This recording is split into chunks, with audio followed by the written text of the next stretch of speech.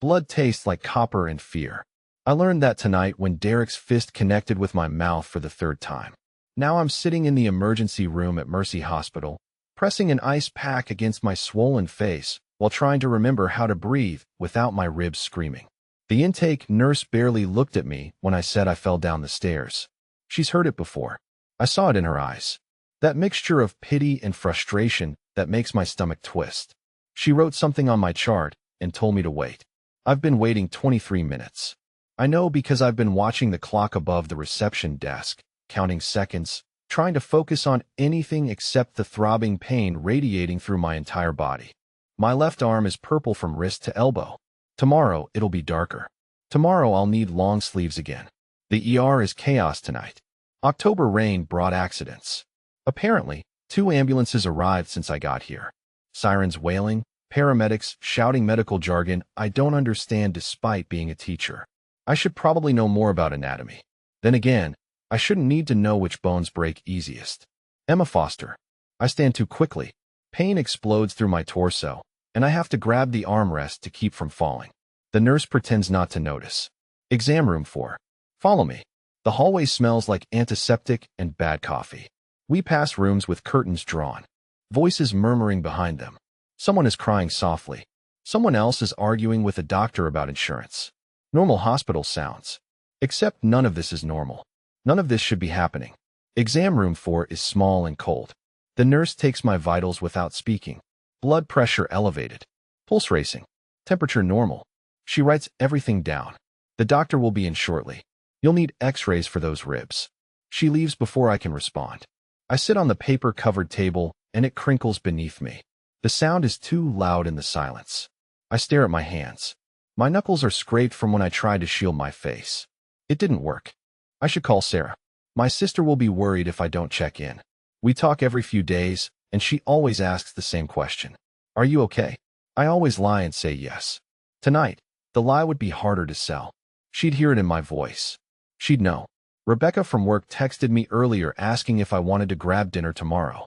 Sweet Rebecca, who brought me coffee last week when I looked tired. She doesn't know why I'm always tired. She doesn't know about the nights I spend sleeping in my car because going home feels dangerous. She tried to help once, suggested I talk to someone. I told her everything was fine. Everyone thinks everything is fine. The door opens, but it's not a doctor. It's a man in a dark suit, tall and broad-shouldered, with the kind of presence that fills a room immediately. He looks at me with eyes that are calculating and intense. Miss Foster, not a question, a statement. My heart hammers against my damaged ribs. I'm waiting for the doctor. My name is Marco. He steps inside and closes the door behind him. My employer would like to speak with you. I don't know your employer. Not yet. He gestures toward the hallway. He's in a private room down the hall. It'll only take a moment. Fear spikes through me, sharp and immediate. This is wrong. Everything about this is wrong. I don't think. Please. His tone softens slightly. He heard about your situation. He'd like to help. I don't need help. I fell down some stairs. Marco's expression doesn't change, but something flickers in his gaze. Recognition, maybe, or disappointment. The stairs, right. He opens the door wider. 5 minutes of your time. That's all he's asking. I should refuse. Should tell him to leave. Call for security. Make a scene. But there's something in the way he's standing there, patient and calm, that makes me hesitate. And beneath the fear is something else. Curiosity, maybe, or desperation. 5 minutes, I hear myself say. The hallway feels longer walking back through it. Marco moves with precision, his footsteps measured and quiet despite his size. We pass exam room 3, exam room 2, and stop at a door marked private suite. He knocks once. A voice from inside says, "Come in." Marco opens the door and steps aside, letting me enter first. The room is nicer than the one I was in. Actual furniture instead of just an exam table, a small sofa, a television mounted on the wall, and sitting in a chair near the window with his right shoulder heavily bandaged, is a man who makes my breath catch. He's maybe 35 with black hair and eyes so dark they're almost black, too. Sharp features, strong jaw, the kind of face that belongs in movies or magazines. He's wearing a hospital gown, but somehow makes it look deliberate. When he looks at me, I feel exposed in a way that has nothing to do with my injuries. "Thank you, Marco." His voice is low, controlled. Close the door, Marco does. I hear the soft click and realize I'm alone with a stranger who shouldn't know my name. Who are you? My voice shakes despite my effort to sound steady. Vincent Romano. He gestures to the chair across from him. Please sit. You look like you're about to collapse. He's not wrong. I sink into the chair, grateful to be off my feet. Vincent watches me with an intensity that should feel threatening, but somehow doesn't. I apologize for the unusual approach. I heard the nurses talking about you about what they think happened. Heat floods my face. They don't know anything. They know what domestic violence looks like. The words land like a punch. I look away, focusing on the window behind him. Rain streams down the glass, distorting the city lights beyond. I fell, I repeat, down the stairs. His tone makes it clear he doesn't believe me. How many stairs? I don't remember. Did you hit your head? Then you'd remember. He leans forward slightly, winces, and settles back. I'm not here to judge you or force you to admit anything. I'm here to offer you a way out. I meet his gaze. A way out of what? Whatever situation led you to this hospital tonight. Anger flares through the fear and pain. You don't know anything about my situation. I know what it's like to watch someone you care about suffer and feel powerless to stop it. His expression darkens. I know what it's like to live in fear. And I know what it's like to finally decide you've had enough. Something in his voice makes me pause. There's history there. Pain that mirrors my own. Why do you care? I ask quietly. Vincent is silent for a long moment. When he speaks again, his voice is rougher. My mother. She stayed with my father for 16 years. Of broken bones and black eyes and apologies that meant nothing. I was too young to help her for most of it. When I finally got old enough, strong enough, I made sure he never hurt her again. The implications in that statement are clear. I should be terrified, should run from this room and never look back. But I'm frozen in place, caught between horror and something that feels dangerously close to hope. I don't know you, I say. No, but I'm offering you protection, a safe place, resources. Whatever you need to get away from whoever did this to you. I have a sister, Sarah. She lives in Brooklyn. She'd worry. You can contact her. Explain that you're safe. I have a job. I teach elementary school. My students need me, and you'll return to them when you're ready. I shake my head. You're talking about leaving my entire life behind. I'm talking about staying alive. The bluntness of it steals my breath because he's right. Some part of me, the part I've been ignoring for months, knows that Derek is going to kill me eventually. I let it ring. She'll hear the fear in my voice, and I can't explain. Can't tell her that I'm trapped and terrified and don't know how to get out. Wednesday is worse. Thursday is unbearable. Derek doesn't go to job interviews he claims to have. Drinks starting at noon. Watches me with eyes that promise violence. I go to school and teach and smile and pretend. Come home and walk on eggshells. Sleep with the bedroom door locked.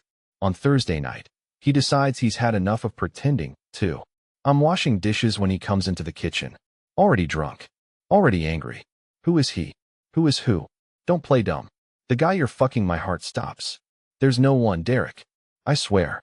He grabs a plate from the drying rack and hurls it at the wall. It shatters. I flinch. You think I don't notice? You think I'm that stupid? I'm not seeing anyone. I go to work and come home. That's it. Another plate. Another explosion of ceramic. Then why are you different? Why don't you look at me anymore? I do look at you.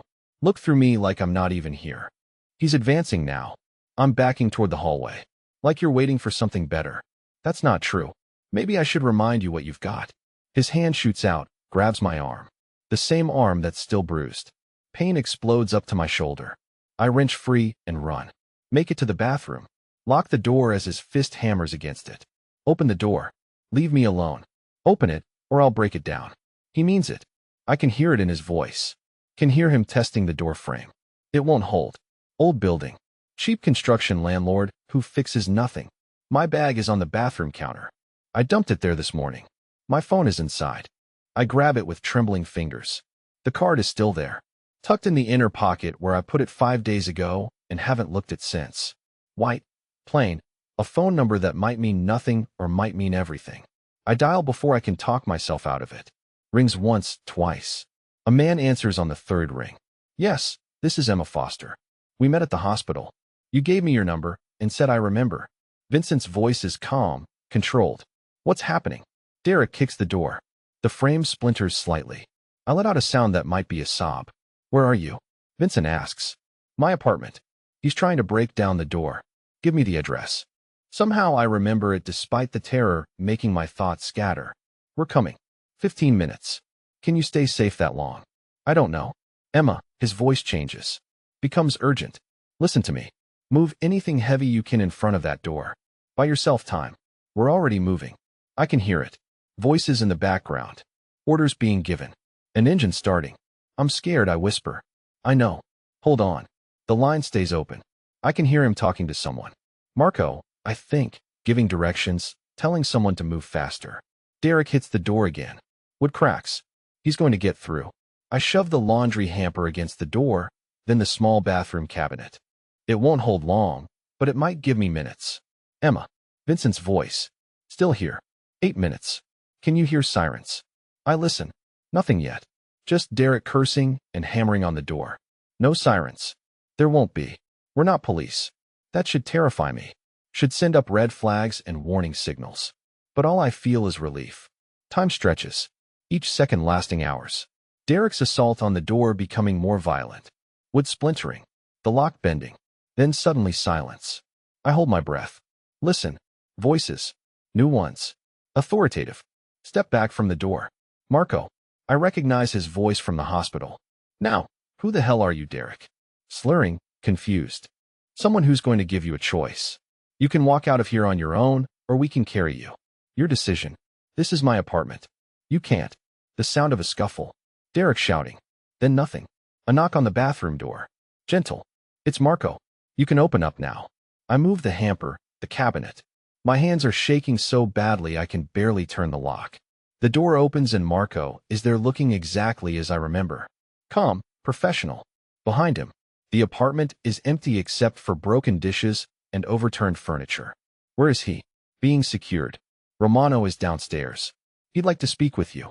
I step into the hallway on legs that barely support my weight. Everything feels surreal, like I'm watching this happen to someone else. Vincent is in the building entrance, still wearing a sling on his right arm. When he sees me, something in his expression shifts, becomes gentler.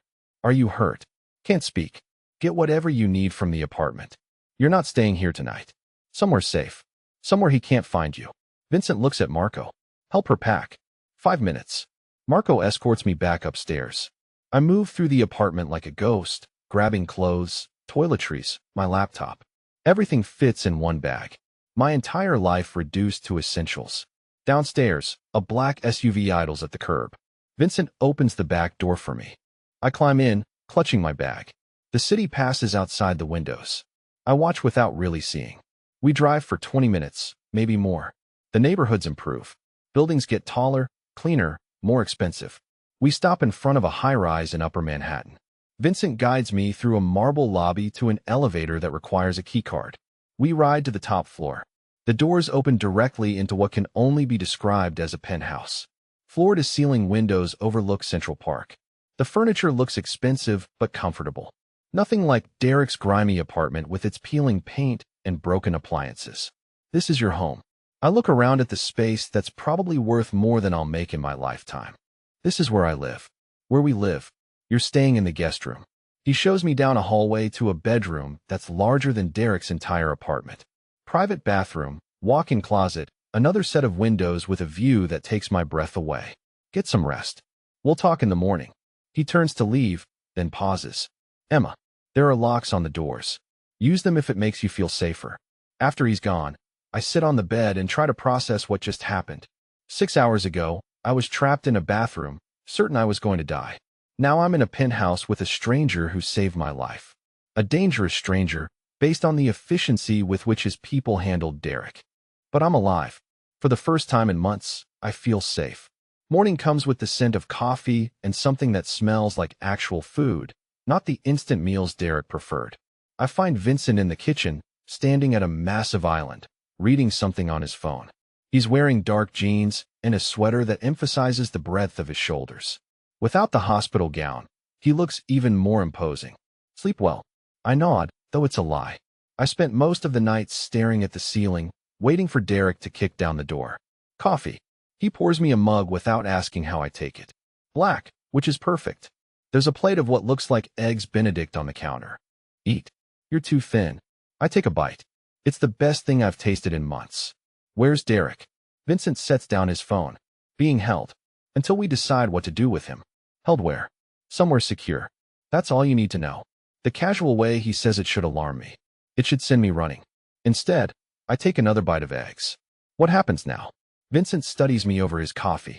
That depends on what you want. I want to go home. Which home? The apartment you shared with a man who was slowly killing you. Or do you want to build something new?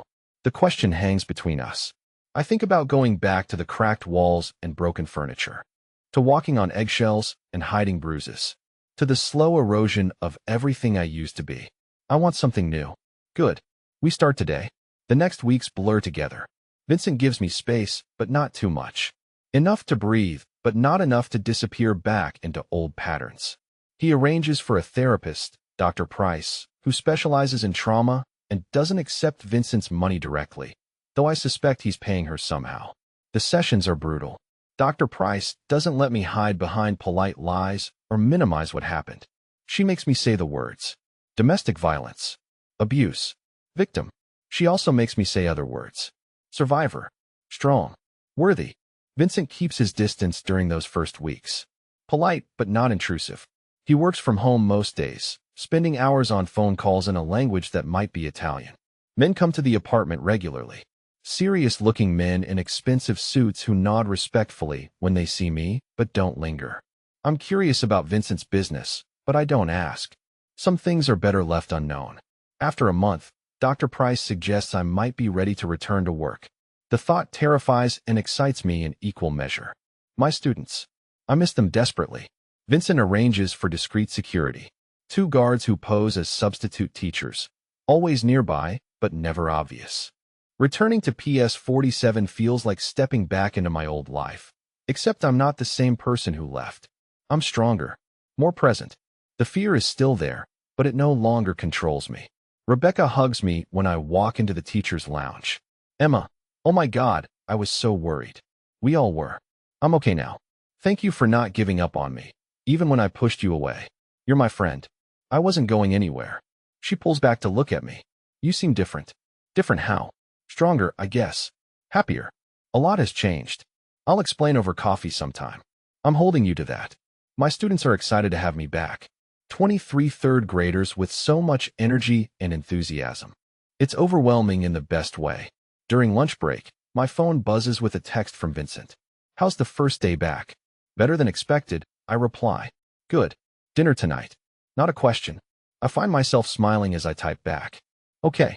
Dinner turns into a routine. Vincent cooks, which surprises me. Apparently, his grandmother taught him before she died. We eat at the dining room table overlooking the park, talking about safe things. My day at school. The book I'm reading. The weather. He doesn't talk about his work, and I don't ask. But gradually, pieces slip through. A phone call about shipping schedules that sounds too urgent for legal cargo. Men who call him boss with a deference that goes beyond normal employment. The way he carries himself, the way others react to him. Vincent Romano is not a legitimate businessman, but I'm not naive enough to think I didn't already know that. The man who rescued me from Derek, who arranged my security, who made a man disappear without involving police. That man operates outside normal channels. After 2 months, something shifts between us. It's subtle at first. Vincent holding my gaze a little longer during dinner. His hand brushing mine when he passes me coffee. The way he looks at me when he thinks I'm not watching. The attraction has been there from the beginning, simmering beneath the surface. But now it feels less forbidden. Less like taking advantage of someone broken. Dr. Price says I'm making remarkable progress. That I've reclaimed agency over my life. That I'm ready to make decisions from a place of strength rather than fear. The first time Vincent touches me intentionally, we're standing in the kitchen after dinner. I'm washing dishes, and he's drying, working in comfortable silence. I reach for a plate, and he doesn't move away when our bodies brush. Instead, he sets down the towel and turns to face me. Emma. My name sounds different when he says it. Rougher. Full of one he's been holding back. I should step away. Should maintain the boundaries we've carefully constructed. Instead, I step closer. Vincent. He cups my face gently, thumbs tracing my cheekbones. His eyes search mine, looking for any sign of fear or hesitation. Are you sure? I've never been more sure of anything. He kisses me softly, carefully, like I'm something precious that might break. But I won't break. Not anymore. When I kiss him back with more intensity, he responds, his control slipping just enough to show me the fire underneath. We don't go further that night. We both know I'm not ready for that step. But lying in his arms on the couch, his fingers running through my hair, I feel something I haven't felt in years.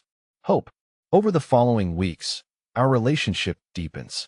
Vincent is patient, never pushing, always checking that I'm comfortable. He tells me about his childhood, about his mother's death, about the moment he decided to become the kind of man who protects instead of destroys. He doesn't give me details about his business, but he makes clear that he's not a good man in the traditional sense, that he's made choices that have consequences. That being with him means accepting moral ambiguity. I understand. I'm not looking for a white knight. I'm looking for someone who sees me as an equal partner, not something fragile to be protected. Someone who helped me find my strength instead of trying to diminish it. 3 months after that first night at the hospital, Sarah finally visits. My sister takes one look at Vincent and pulls me into the kitchen for a private conversation. "Emma," she says, her voice tight with concern, "please tell me you know what you're doing."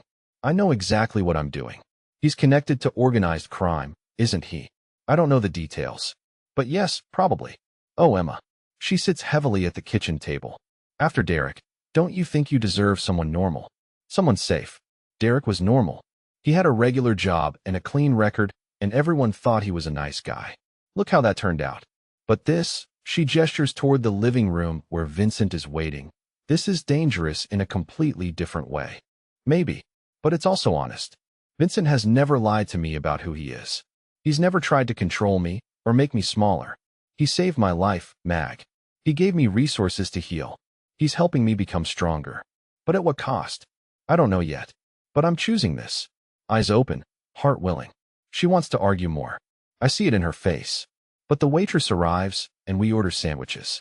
Shift to safer topics. She tells me about her job, her apartment, her latest dating disaster. I laugh for the first time in days.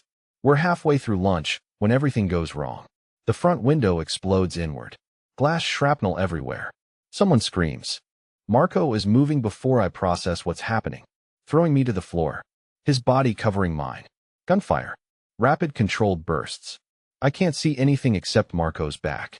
Feel his weight pressing me into the floor. Around us, shouting in Spanish. Return fire from Vincent's men. Then Marco jerks. Goes heavy. I feel wetness spreading across my shoulder where his chest presses against me. My voice is too high. Too scared. He doesn't answer. Someone grabs my arm, hauls me up. Not Marco. A stranger with cold eyes and a gun pressed to my temple. Move and I shoot, he says in accented English. I freeze. Can't breathe. Can't think. The shooting has stopped. I see Marco on the ground bleeding. 2 other guards down. The 4th is backing away, hands raised, outgunned. Where's Sarah? I spot her under a table, phone in hand, terror on her face, but alive.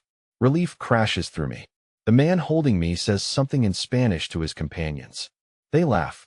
Then he's dragging me toward the shattered window, toward a black van, idling at the curb. I try to fight.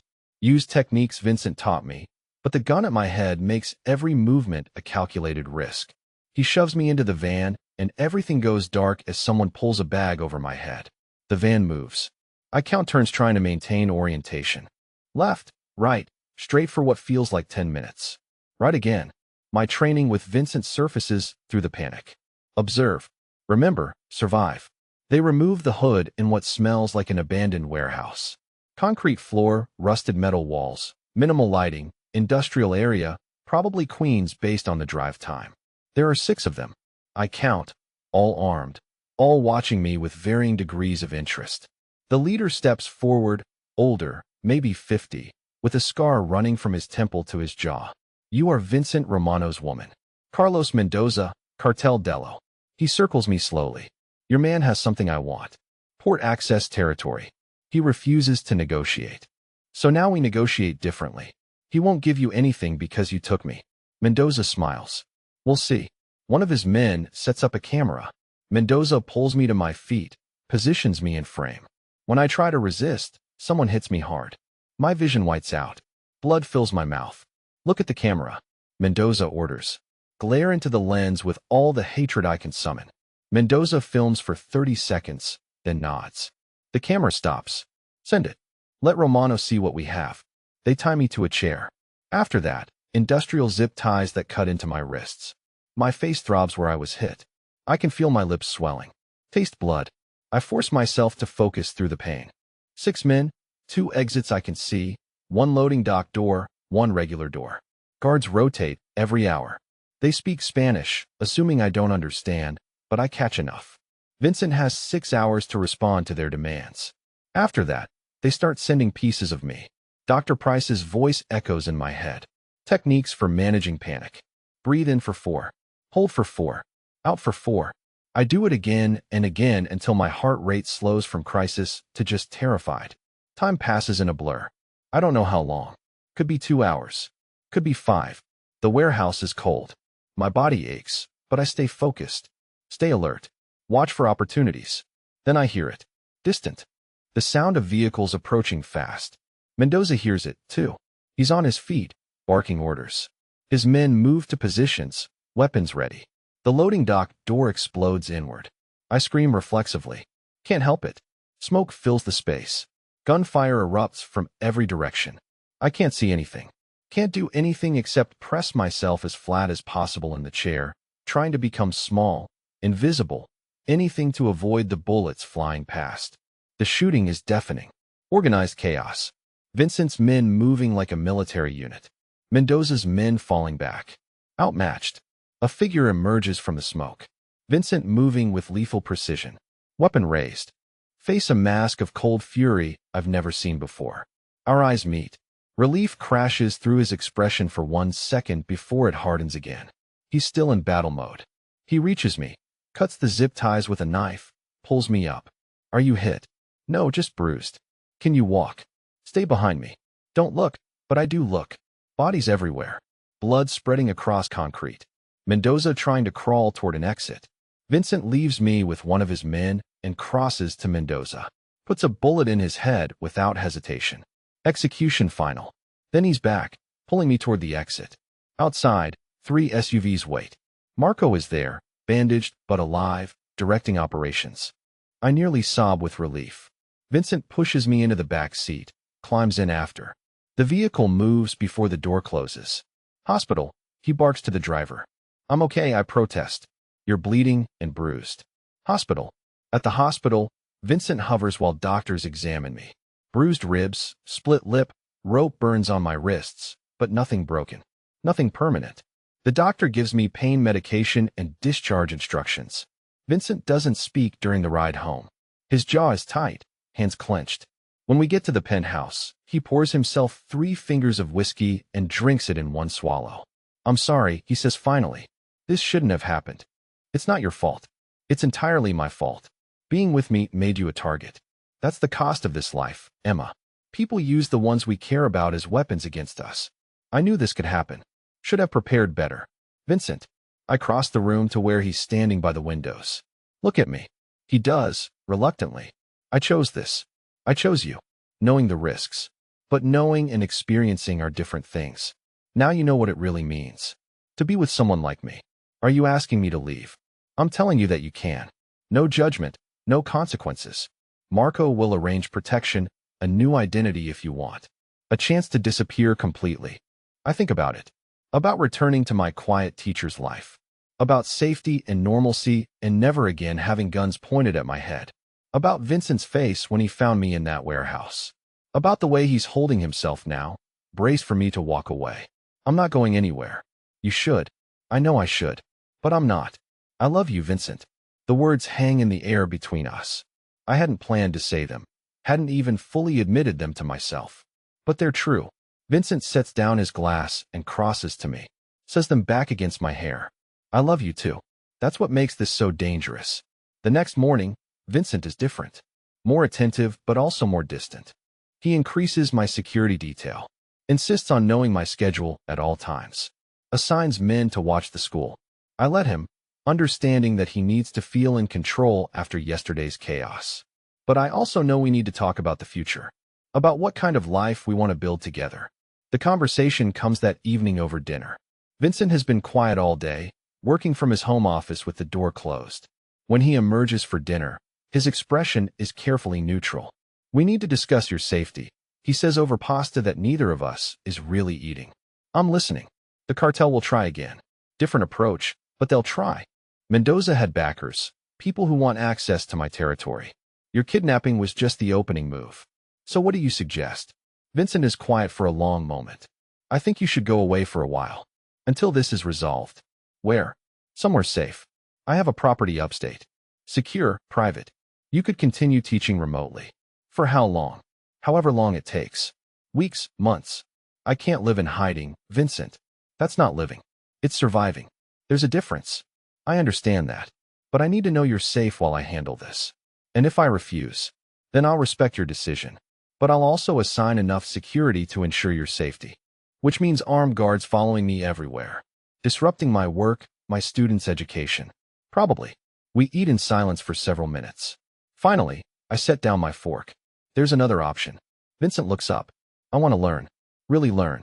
Not just basic self-defense, but everything. How to protect myself. How to read situations. How to be an asset instead of a liability. It's not that simple. Why not? You said yourself that I'm smart, that I see patterns. Teach me to see the ones that matter.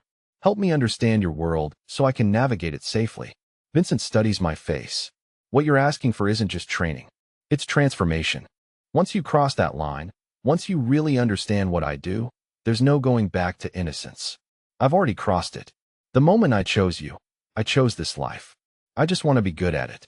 Something like pride flickers in his expression. It won't be easy. I'm not afraid of hard work. You'll learn things that will change how you see the world. How you see me. I'm willing to take that risk. Vincent nods slowly. We start tomorrow. The training begins at dawn. Vincent leads me to a room on the second floor that I've never seen before. It's set up like a war room. Maps on the walls, computers, monitors showing what look like security feeds. This is Command Central, he explains, where we coordinate operations, track threats, make strategic decisions. He walks me through the basics of his organization. Territory maps showing Romano family influence throughout Manhattan and parts of Brooklyn. The hierarchy of soldiers, lieutenants, and captains. The legitimate businesses that front illegal operations.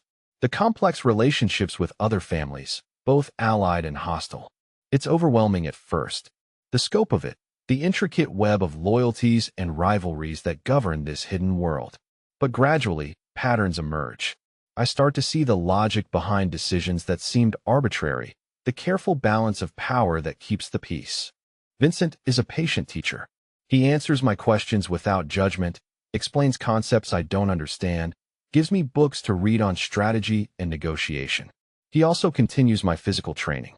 Hand-to-hand combat, weapons handling, escape and evasion techniques.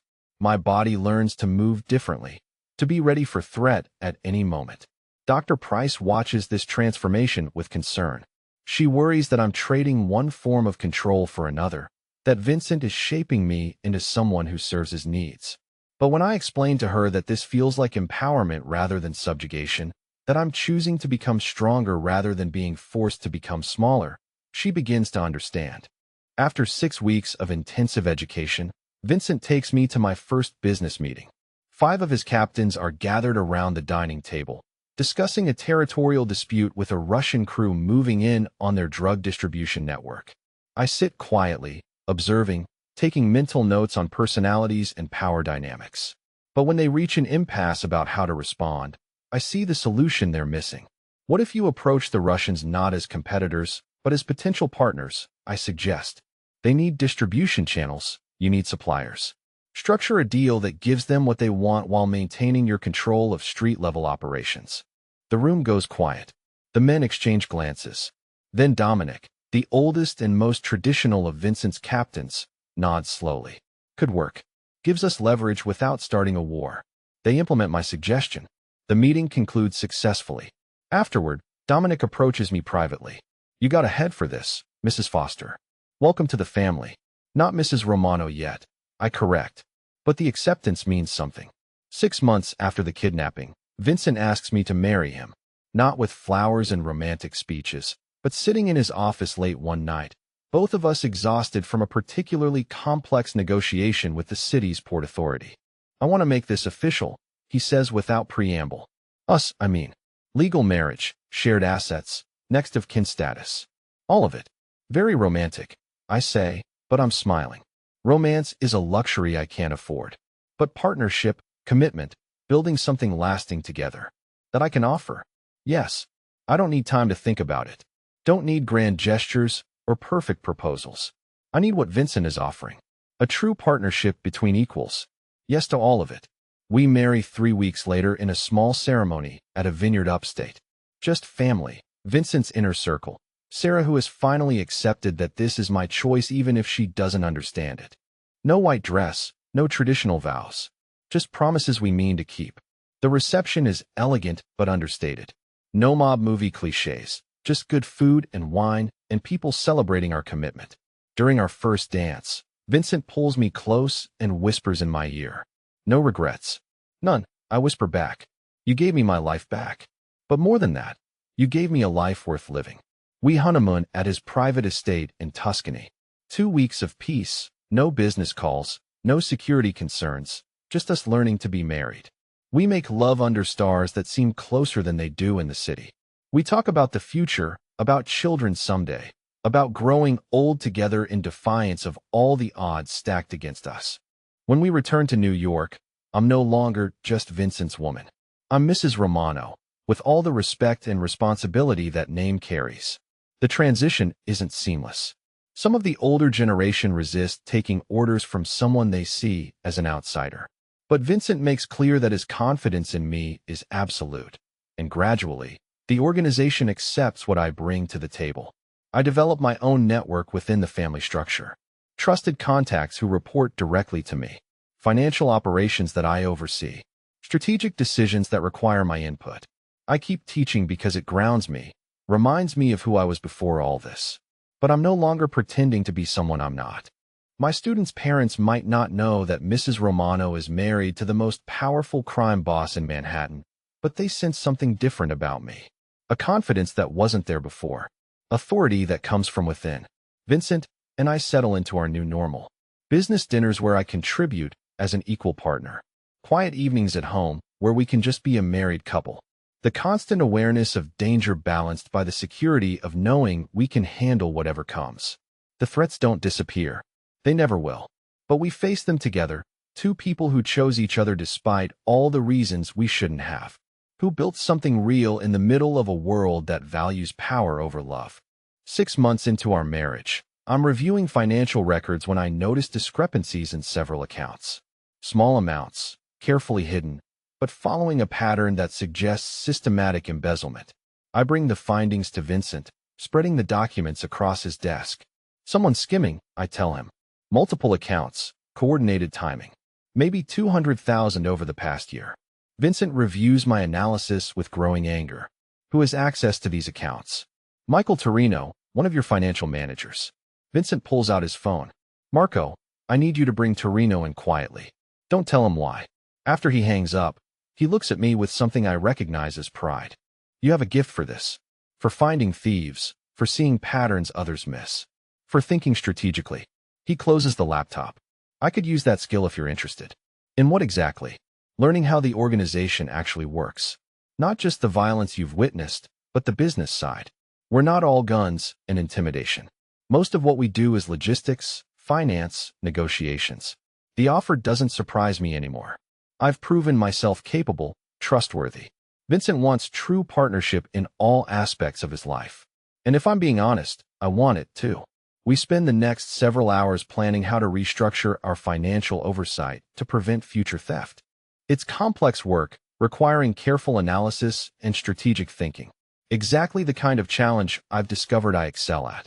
When Marco arrives with Torino, Vincent handles the interrogation with professional efficiency. Torino breaks quickly, admits to the embezzlement, provides names of others involved in the scheme. Vincent's punishment is swift and final. No second chances for betrayal, regardless of past loyalty. That night, lying in bed, Vincent traces patterns on my bare shoulder. A year ago, you were a teacher afraid of your own shadow, he says. Now you're catching financial fraud, and helping plan corporate restructuring. How do you feel about that transformation? Like I finally found who I was supposed to be. This life, this partnership, even the danger. It fits me in a way I never expected. I turn to face him. Do you regret bringing me into this world? Never. You've made me stronger, made the organization stronger. We're better together than either of us was alone. We make love with the intensity of people who understand how precious and precarious happiness can be. Afterward, tangled in sheets, Vincent tells me about a call he received that afternoon. Antonio has been seen in the city. His traitorous cousin, the one who sold out the family to the O'Sullivan crew. He was supposed to stay gone. His return means he's either desperate or backed by someone powerful enough to make him feel safe. Either way, it's a problem we need to address. What are you going to do? Vincent's expression darkens. What I should have done the first time. Finished it permanently. I understand the necessity, but I also know Vincent well enough to see the conflict in his eyes. Antonio is still family, still someone he grew up with. The choice to eliminate him will weigh on Vincent's conscience even if it's the right strategic decision. Is there another way? Not if we want to survive. The O'Sullivans are using him to map our operations, identify weaknesses. Every day he's free is another day they gather intelligence we can't afford to lose. Then we handle it together. Vincent looks at me sharply. This isn't something you need to be involved in. I'm involved in everything now. That's what partnership means. He's quiet for a long moment. Then he nods. Together. The next evening, Vincent calls a meeting of his senior staff. 15 men gather in our dining room, the same space where we've shared quiet dinners now transformed into a war council. Maps spread across the table. Photographs of Antonio and known O'Sullivan associates. Intelligence reports detailing movement patterns and safe house locations. I sit at Vincent's right hand, no longer an observer but a participant in strategic planning. When Vincent explains the situation, the room's temperature drops. Everyone understands what Antonio's return means, the level of threat it represents. We have maybe 48 hours before the O'Sullivans make their move, Vincent says. Intelligence suggests they're planning to hit our port operations, using information Antonio provided. We need to eliminate the source and prepare our defenses. The discussion that follows is tactical and efficient. No grandstanding or emotional appeals, just professional assessment of options and resources. When they ask for my input on potential escape routes from the port area, I'm ready with detailed analysis of traffic patterns and alternative transportation methods. The men accept my contributions without question. I've earned my place at this table through competence and results, not sentiment. The operation begins at midnight. Vincent leads a team to Antonio's suspected location while I coordinate from our command center, monitoring police scanners and maintaining communication with our lookouts throughout the city. It's the first time I've been directly involved in planning violence, and I'm surprised by my own calm. This isn't abstract anymore. It's survival. Antonio's location proves accurate. Vincent's team finds him in a warehouse in Queens, meeting with 3 O'Sullivan soldiers. The confrontation is brief but decisive. The O'Sullivan men die quickly. Antonio's end takes longer. Vincent extracts information about their planned attack, the scope of intelligence he provided, other family members who might be involved in the betrayal. When it's over, Vincent returns home grim but satisfied. The immediate threat has been neutralized. The larger conflict with the O'Sullivans has been delayed, giving us time to strengthen our defenses. I'm waiting in the kitchen with coffee and sandwiches. Violence always makes Vincent hungry, and I've learned to anticipate his needs. Did you get what you needed? Everything. Antonio confirmed their target was the port operations. They were planning to move tomorrow night. Now they'll have to regroup, find new intelligence sources. That buys us months, maybe more. Vincent sits heavily at the kitchen island. Exhaustion lines his face, the weight of leadership and necessary brutality taking its toll. I move behind him, massage the tension from his shoulders. Talk to me about what you're thinking. I killed my cousin tonight. Someone I played with as a child, who came to family dinners, who knew my mother. He studies his hands. It was necessary, the right strategic choice, but it doesn't make it easier. I continue massaging his shoulders, giving him space to process the complexity of what he's done.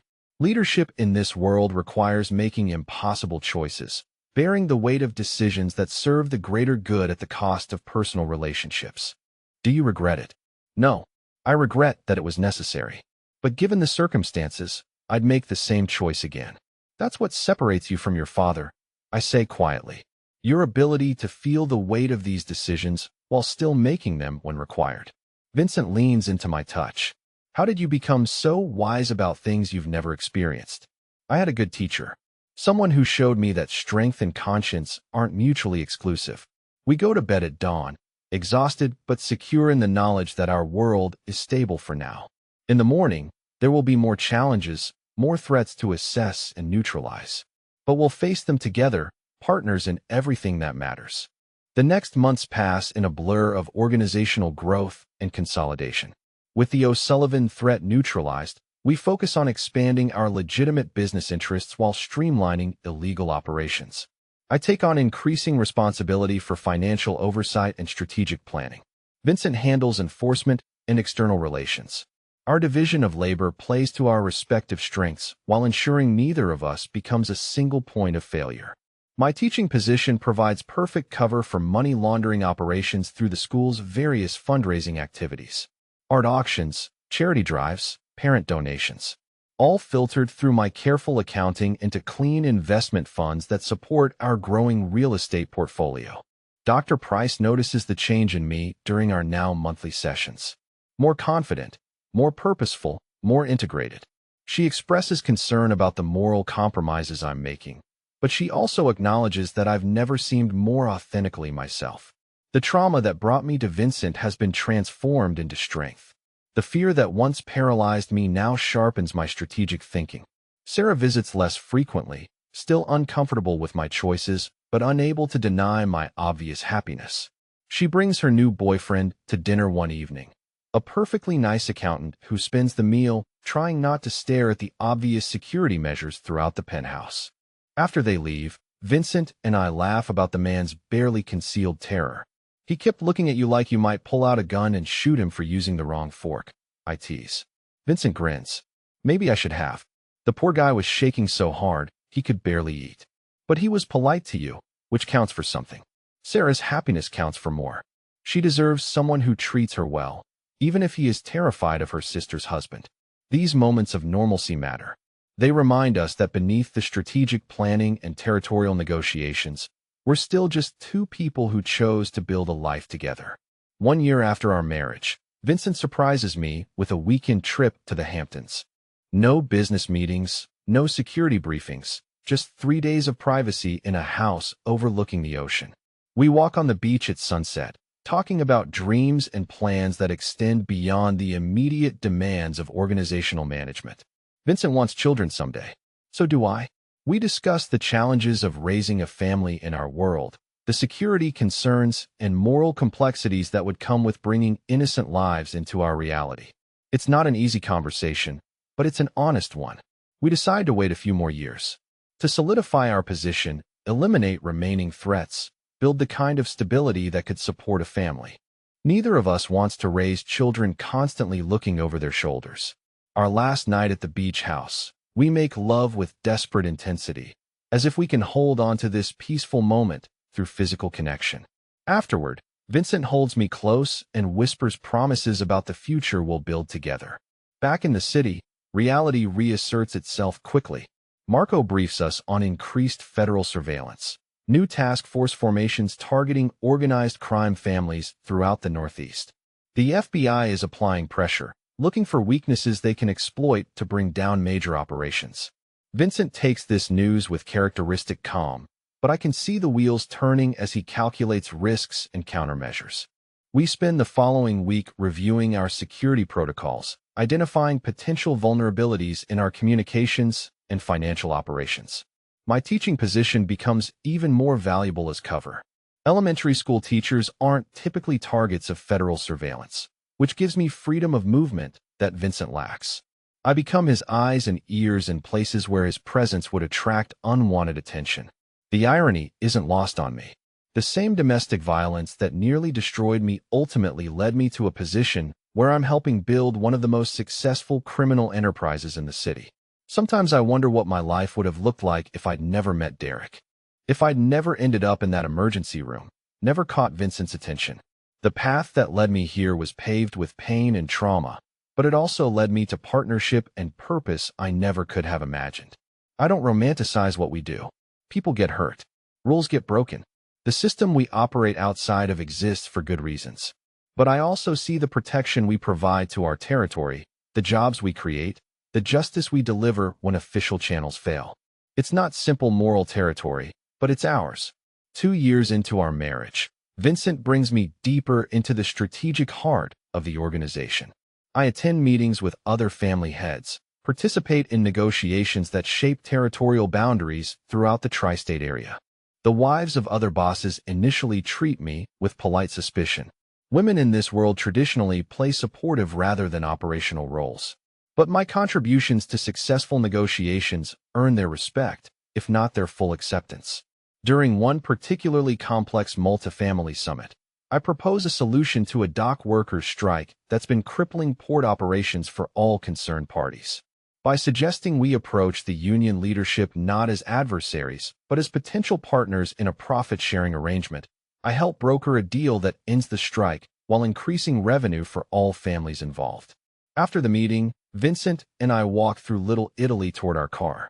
The evening is warm, the streets filled with the sounds and smells of a neighborhood that's been home to our kind of people for generations. "You were brilliant in there," Vincent says, his pride evident. 3 families who've been ready to go to war over dock access, and you found a solution that makes everyone money instead. I learned from the best. He stops walking, pulls me into his arms despite the public setting.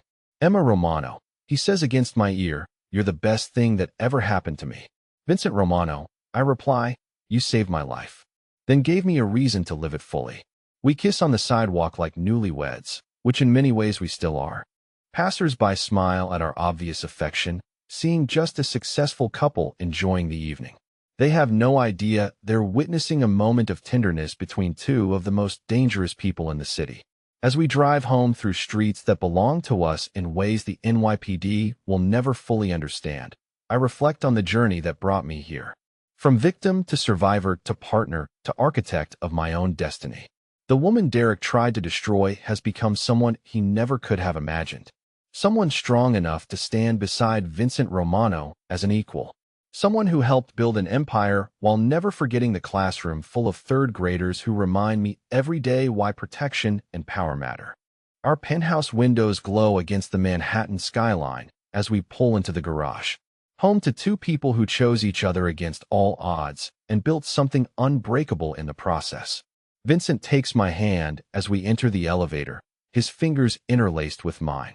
Whatever challenges tomorrow brings, we'll face them together. Partners in everything that matters. And for now, in this moment, that's more than enough. It's everything. The peace doesn't last. It never does in our world. 3 months after the Dock Workers Summit, Vincent receives a call that changes everything. His contact in Sicily delivers news that sends shockwaves through our carefully constructed empire.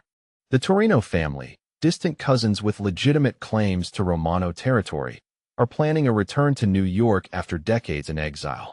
They're bringing European connections, old world methods, and a burning desire to reclaim what they see as their birthright. Vincent ends the call and stares out at the city skyline for long minutes without speaking. When he finally turns to me, his expression is grim. "We need to accelerate our timeline." "For what?" "Everything. The wedding was just the beginning. We need to solidify our position before they arrive." Over the next week, Vincent moves with the calculated urgency of a general preparing for war. He calls in favors from allied families, strengthens relationships with corrupt officials, expands our legitimate business holdings to create additional layers of protection.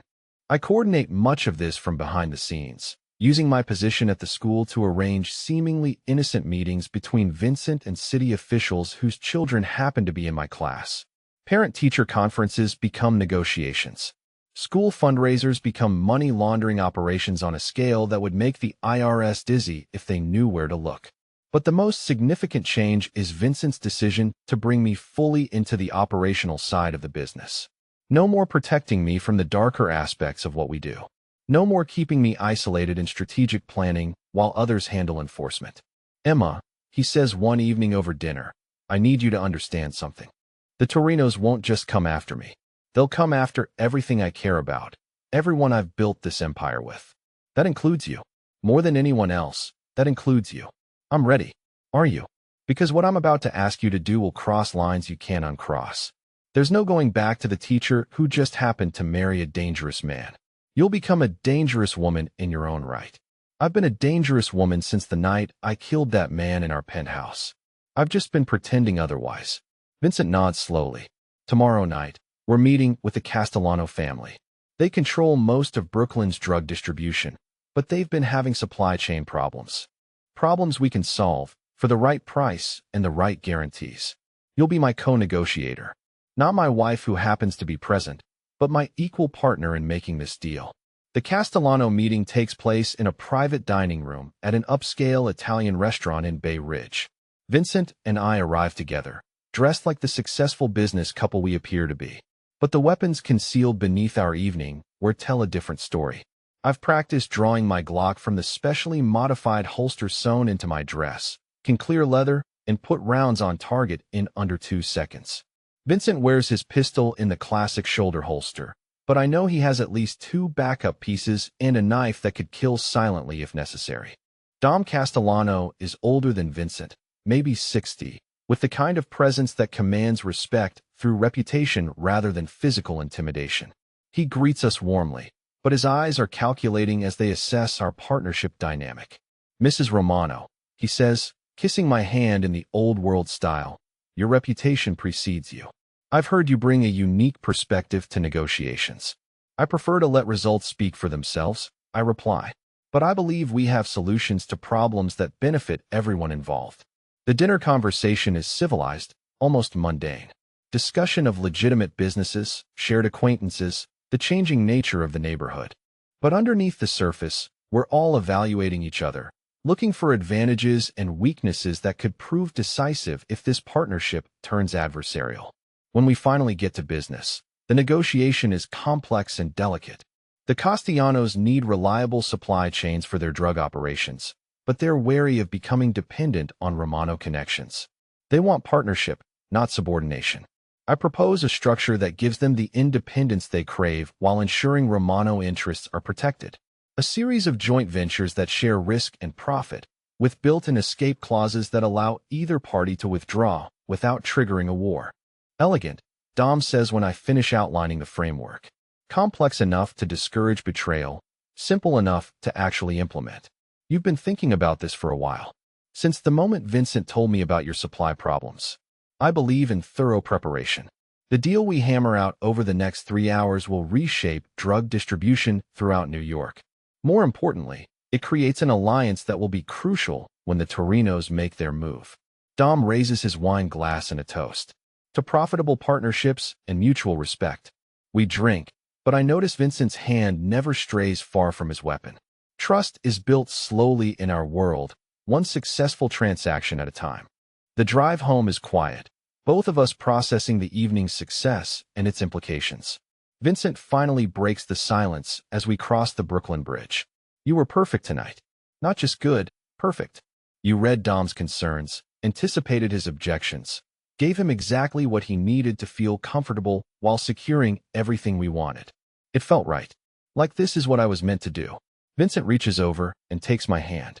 "We're going to survive the Torino challenge. More than survive, we're going to come out stronger." The confidence in his voice almost convinces me he's right. 2 weeks later, I'm leaving the school after a late faculty meeting when everything goes wrong. The attack comes without warning, professional and coordinated. 3 men with military precision, moving to box in my car before I can reach it. My security detail responds immediately, but they're outnumbered and outgunned. Marco takes a bullet to the shoulder protecting me, still returning fire even as blood soaks through his jacket. "Run," he shouts, heading for the maintenance entrance. I follow his instructions, muscle memory from countless training sessions taking over. The school building after hours is a maze of darkened hallways and locked classrooms, but I know every inch of it. These are my corridors, my territory. The attackers pursue, but they're operating blind while I have every advantage. I reach my classroom and barricade the door with desks and filing cabinets. Not enough to stop determined men, but enough to buy me time to call for backup and figure out my next move. My phone shows 17 missed calls from Vincent. I dial him back while checking my weapon and assessing escape routes. Emma, where are you? Safe for now. Barricaded in my classroom. Marco's down but alive. How many attackers? 3 that I saw. Professional, well armed. Torinos. Has to be. Listen carefully. SWAT is en route, but they're 20 minutes out. I need you to stay hidden until they arrive. No heroics. No unnecessary risks. I can handle myself. I know you can. That's what terrifies me. The sound of splintering wood tells me my barricade won't hold much longer. I move to the emergency exit, but I can hear voices in the hallway beyond. They've positioned men at both exits. I'm trapped, but not helpless. Vincent's training has prepared me for exactly this scenario. My classroom's interior wall is actually a partition installed during renovations. Behind it is a narrow maintenance corridor that runs between classrooms. I use my pocket knife to pry away enough paneling to squeeze through, emerging in Rebecca's classroom next door. The attackers are still focused on my barricaded room, buying me precious minutes to maneuver. I can hear them arguing in Italian, frustrated by my disappearance. The maintenance corridors lead to the gymnasium, where a delivery entrance provides access to the parking lot. If I can reach Vincent's backup team, we can end this on my terms. But as I emerge from the building, I realize the attack was more sophisticated than I thought. 2 more men wait by the delivery entrance, weapons ready. They've anticipated my escape route, planned for my knowledge of the building. The leader steps forward, older man with cold eyes and an expensive suit. Emma Romano, you're coming with us. The gun in my hand says otherwise. He smiles. We know you can shoot. We also know you're outnumbered 5 to 1 with nowhere to run. Your choice is simple. Come willingly and live, or resist and watch your security team die slowly. As if to emphasize his point, one of his men drags Marco into view. My loyal protector is conscious but bleeding heavily, zip-tied and held at gunpoint. The math is simple and brutal. I can kill maybe 2 of them before they kill me and Marco both. Or I can surrender and hope Vincent's rescue comes before they transport me wherever they're planning. I lower my weapon. Smart girl. They zip-tie my hands and force me into a black SUV. Marco manages to catch my eye as they load him into a separate vehicle. His expression tells me everything I need to know. He'll survive this if I do. We'll both die if I don't. The drive takes 40 minutes through Queens into a warehouse district I don't recognize. Industrial buildings, minimal lighting, the kind of place where screaming won't bring help. They transfer me to a secure room that's been prepared in advance. Reinforced door, no windows, a single chair bolted to the concrete floor. Professional kidnapping setup, not improvised desperation. The older man follows me inside, studies me with predatory interest. Vincent Romano thinks he can waltz back into our territory after all these years. Thinks he can build an empire on land that belongs to the Torino family. You're going to help us correct his misunderstanding. I'm not going to help you do anything. We'll see. He signals to one of his men, who produces a tablet computer. On the screen is live video feed of Vincent's penthouse. Our home, violate by cameras that show my husband pacing like a caged animal, coordinating rescue operations from our dining room. The psychological warfare is sophisticated. They want me to watch Vincent's desperation, to understand that my suffering is causing his pain. But they don't understand our partnership. The woman they've kidnapped isn't a helpless victim to be rescued. I'm Vincent Romano's equal partner, and I have resources they haven't considered. The zip ties binding my wrists are police grade, but the knife concealed in my shoe is Kevlar cutting steel. Vincent insisted on backup weapons in every outfit, hidden in places most captors wouldn't think to search. I work the blade carefully, staying still while sawing through the plastic restraints. It takes 30 minutes of patient effort, but the ties finally part. Now I'm mobile, but still trapped. The room's construction is solid, but the ventilation grate in the ceiling is standard installation. I position the chair beneath it, test whether the bolts will support my weight. The metal grate comes free after several minutes of careful pressure. The ventilation shaft is narrow but navigable. More importantly, it connects to the building's fire suppression system, giving me access to the sprinkler controls. Setting off the fire suppression system will create chaos and confusion. It will also trigger automatic fire department response, bringing authority figures to this remote location. But most importantly, It will give me the distraction I need to reach the weapons I spotted in the main warehouse area. The sprinklers activate with deafening alarm bells. Water cascades everywhere, shorting electrical systems and plunging the building into emergency lighting. I drop from the ceiling into the confusion, using the chaos to reach a storage crate marked with symbols that definitely don't indicate office supplies. Inside are enough automatic weapons to outfit a small army. I select an MP5 submachine gun, familiar from countless training sessions with Vincent's arms dealer contacts. The weapon feels right in my hands, an extension of my will translated into devastating force. The Torino men are shouting orders, trying to coordinate in the darkness and noise. They search for me in the wrong places, expecting a frightened victim rather than a predator hunting in familiar darkness. I take them one by one. Quick, precise shots that drop targets before they can call for backup. 5 men reduced to 4, then 3, then 2. The older man who orchestrated my kidnapping makes it to the exit before I catch him. He turns to face me in the doorway, water streaming from his expensive suit, hands raised in surrender. "Please," he says, "we can negotiate. This doesn't have to end in blood. You kidnapped me, threatened my husband, brought war to our territory." His tone becomes desperate. The Torino family has legitimate claims to Romano holdings, historical rights that go back generations. Your husband is the usurper here. Vincent earned his position through strength and intelligence. Your family lost yours through weakness and exile. Simple as that. I put 3 rounds center mass. He drops without another word, joining his men in the permanent silence that follows poorly planned operations. The aftermath is mechanical. I searched the building for intelligence, photograph documents that might reveal the scope of Torino operations. Marco is alive but unconscious in the second vehicle, his injuries serious but not life-threatening. By the time Vincent arrives with backup, I've secured the scene and cataloged evidence that will help us destroy the remainder of their network. "Emma," he says, pulling me against him in the warehouse parking lot. "Are you hurt? Not physically, but something fundamental has changed. I've crossed a line tonight that transforms me from someone who occasionally uses violence to someone who hunts with it." Vincent studies my face in the emergency lighting. "How do you feel about what you did?" "Like I protected what's mine. Our territory, our people, our future. It was necessary. That's what matters." The drive home is quiet, both of us processing the evening's violence and its implications. I've proven myself capable of independent operations, of surviving capture and eliminating threats without backup. But more importantly, I've demonstrated the killer instinct necessary for long-term survival in our world. 3 days later, Vincent receives confirmation that the remaining Torino soldiers have fled back to Europe. The family's attempt to reclaim New York territory has been decisively defeated, their leadership eliminated, their reputation destroyed. The message to other potential challengers is clear. The Romano Empire is protected by 2 equally dangerous partners. I return to teaching on Monday morning as if nothing happened. The children never know their sweet Mrs. Romano spent the weekend eliminating threats to their city's stability. The parent volunteers never suspect the woman organizing bake sales also coordinates weapons purchases and strategic assassinations.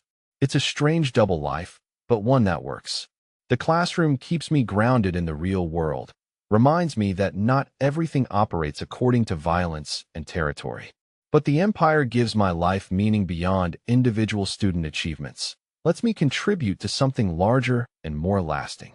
Vincent and I settle into our new dynamic. True equals in every aspect of our operations, partners in the deepest sense of the word. We plan strategy together, execute operations as a coordinated team, share the burden of leadership decisions that affect hundreds of lives. 6 months after the Torino elimination, we're approached by federal agents. Not for arrest, but for cooperation. The FBI has been tracking Russian organized crime expansion into American markets, and they need intelligence that only established families can provide. Vincent and I attend the meeting at a neutral location, a private dining room in Midtown Manhattan. Special Agent Sarah Chun leads the federal team, a woman maybe our age with the kind of sharp intelligence that reminds me why law enforcement occasionally succeeds despite their disadvantages. "Mrs. Romano," Agent Chun says after introductions, We understand you've become instrumental in Romano family operations. Your unique perspective might be valuable in addressing mutual concerns. I'm listening. Russian crews have been moving into territories throughout the Northeast. Their methods are indiscriminate, violent in ways that disrupt the careful balance established families maintain. They're bad for business and bad for civilian safety. Vincent and I exchange glances. This conversation could be a trap, but the agent's assessment aligns with our own concerns about Russian expansion. What exactly are you proposing? Vincent asks. Information sharing. You provide intelligence about Russian operations. We provide official protection for your legitimate business interests. A understanding that benefits everyone involved. The negotiation that follows is delicate and complex. Neither side trusts the other completely, but mutual benefit creates the foundation for limited cooperation. We agree to share intelligence about Russian drug trafficking and weapons smuggling.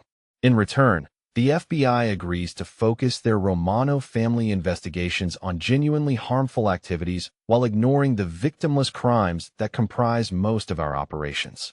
It's an imperfect arrangement, but one that serves both our interests. The Russians are genuinely dangerous, their violence indiscriminate in ways that threaten civilian populations. If cooperation with federal authorities helps eliminate that threat, the moral complexity is worth navigating. 3 months into our federal cooperation, I provide intelligence that leads to the largest Russian crime syndicate bust in New York history. 15 arrests, millions in seized assets, drug trafficking operations that stretched from Brighton Beach to the Canadian border. Agent Chen sends a personal thank you note to the school, praising Mrs. Romano's civic-mindedness and community involvement. If she only knew how deeply involved that community work actually runs. The Russian threat eliminated, Vincent and I focus on expansion and consolidation. Our legitimate businesses grow exponentially, creating jobs and economic stability throughout our territory. The illegal operations become more sophisticated, more insulated from law enforcement, more profitable. I develop expertise in international finance, learning to move money through systems so complex that even federal forensic accountants struggle to track the transfers. Swiss banks, Cayman Island accounts, legitimate investments that wash dirty money so thoroughly it emerges cleaner than most corporate profits. Vincent handles the street-level operations while I manage the strategic finance and political relationships. Together, we build something more sophisticated than traditional organized crime. We create a shadow corporation that provides services government can't or won't deliver. Security for businesses that police protect inadequately. Justice for victims whose cases disappear in bureaucratic delays.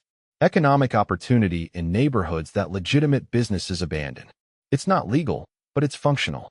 It serves real needs for real people, and it does so more efficiently than most official alternatives. 5 years after our marriage, Vincent and I control territory that stretches from Manhattan through most of Brooklyn and significant portions of Queens. Our legitimate businesses employ nearly 3,000 people. Our illegal operations generate profits that we reinvest in community development, education funding, and small business loans for entrepreneurs who can't access traditional banking. We're not saints, but we're not parasites either. We've built something that serves the community while serving our interests. The violence is minimal, the corruption strategic, the benefits widespread. One evening, as we review expansion plans for our art gallery money laundering operation, Vincent asks me a question that's been building for months. Are you ready to think about starting a family? The question doesn't surprise me. We've discussed children before, but always in theoretical terms. Now our empire is stable enough, secure enough, profitable enough to support the complexity of raising children in our world. I want children with you, I tell him, but I want them raised with choices we never had. Options beyond violence and territory disputes. Vincent nods. Private schools, legitimate career paths, trust funds that give them independence from family operations. They can choose involvement or distance, but they'll have the resources to choose freely. We start trying immediately. The pregnancy test shows positive 3 months later, and suddenly our planning becomes urgent. Security for a pregnant woman requires different considerations than protection for an operational partner. The nursery needs bulletproof windows and safe room access. Our estate upstate becomes more than a retreat. It becomes a fortress where we can raise children without constant threat assessment. But even pregnancy doesn't slow my operational involvement. If anything, the prospect of motherhood sharpens my focus on eliminating threats that could endanger our child. When a rival family tests our Brooklyn borders, I coordinate the response from our command center while my belly grows with Vincent's child.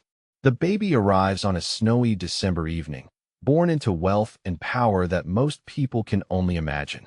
Vincent holds his daughter with hands that have killed dozens of men, and the tenderness in his expression reminds me why we've built this empire. Not for personal glory or abstract power, but to create security and opportunity for the people we love. We name her Isabella, after Vincent's grandmother. The woman who taught him that strength and conscience can coexist, that power should serve protection rather than domination. Our daughter will inherit an empire built on those principles. 2 years later, our son Michael is born. The Romano family enters its second generation with children who will grow up understanding both the privileges and responsibilities of power. They'll learn to protect themselves and others, to think strategically about complex problems, to build rather than destroy whenever possible. But they'll also learn that sometimes violence is necessary, that some threats can only be eliminated through force, that power used is power lost. Vincent and I continue our partnership through parenthood, sharing operational duties while ensuring our children receive the attention and stability they deserve. We hire the best security money can buy, but we also maintain normal routines. Birthday parties and school plays, piano lessons and soccer games. Our children will understand both worlds they inhabit, but they'll also have the option to choose which world claims their primary loyalty. The Romano Empire continues expanding, but more carefully now. We have more to protect, more to lose, more people depending on our decisions for their safety and prosperity. Every operation is evaluated not just for profitability or strategic advantage, but for the long-term stability it creates for our children's inheritance. On quiet evenings, when the children are asleep and the immediate business is handled, Vincent and I sit on our penthouse terrace and look out over the city we've helped shape. We've traveled far from that emergency room where a broken woman met a dangerous man and chose to build something extraordinary together. The teacher who once hid bruises under long sleeves now coordinates operations that affect millions of lives. The crime boss who inherited a modest territory now controls an empire that spans 3 states. But mostly, we're 2 people who found each other in darkness and chose to create light, even when that light came through methods the outside world would never understand or approve. We've built something that will outlast us, something our children can inherit with pride or abandon with resources. We've created security and opportunity and justice, even when those virtues required violence and moral compromise. It's not perfect, but it's ours.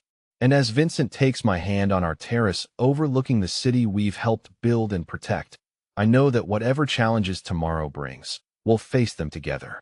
Partners in everything that matters, parents raising the next generation of Romano leaders, architects of an empire that serves power and conscience in equal measure.